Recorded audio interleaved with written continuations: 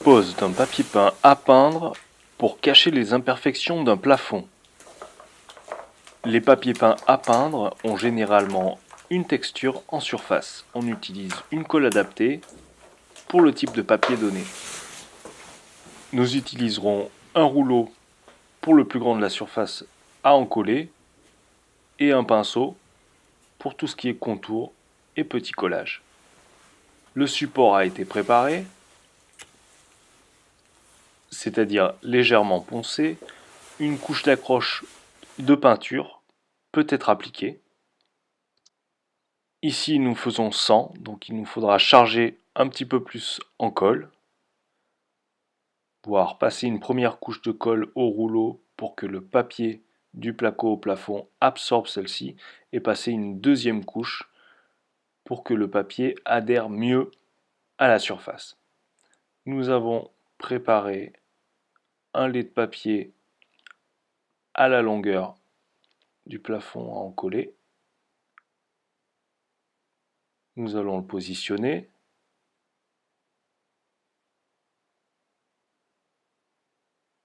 Voilà, nous y arrivons.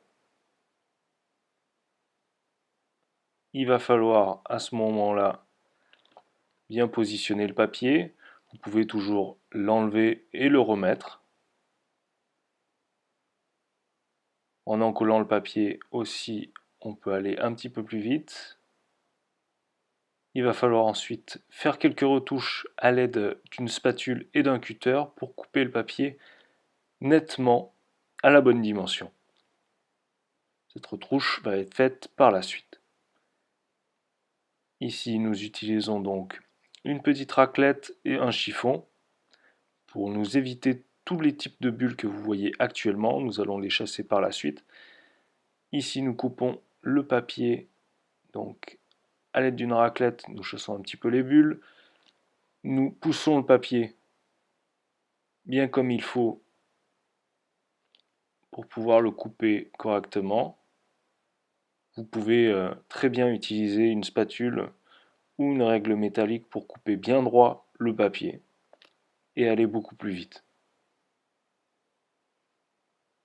Donc pour chasser les bulles, passage à la main, à la raclette et pour finir au chiffon doux et propre bien entendu.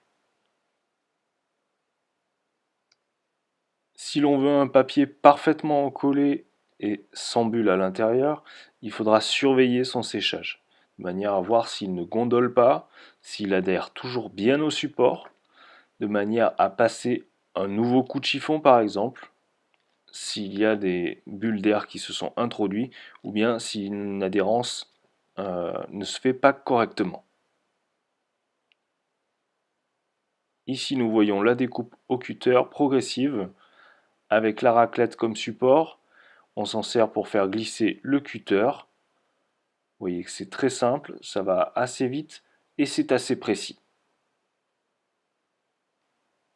Le résultat est assez immédiat. On va veiller bien sûr à ne pas déchirer le papier. Une fois que le papier sera sec, donc veillez à attendre au moins 24 heures avant d'intervenir sur celui-ci. Vous pourrez le peindre avec une peinture bien sûr adaptée. Ce type de papier sera parfait pour cacher les imperfections de vos plafonds et aller un petit peu plus vite que s'il y avait de la peinture à passer. Voilà, j'espère avoir donné de bons conseils et vous retrouver très bientôt dans une nouvelle vidéo.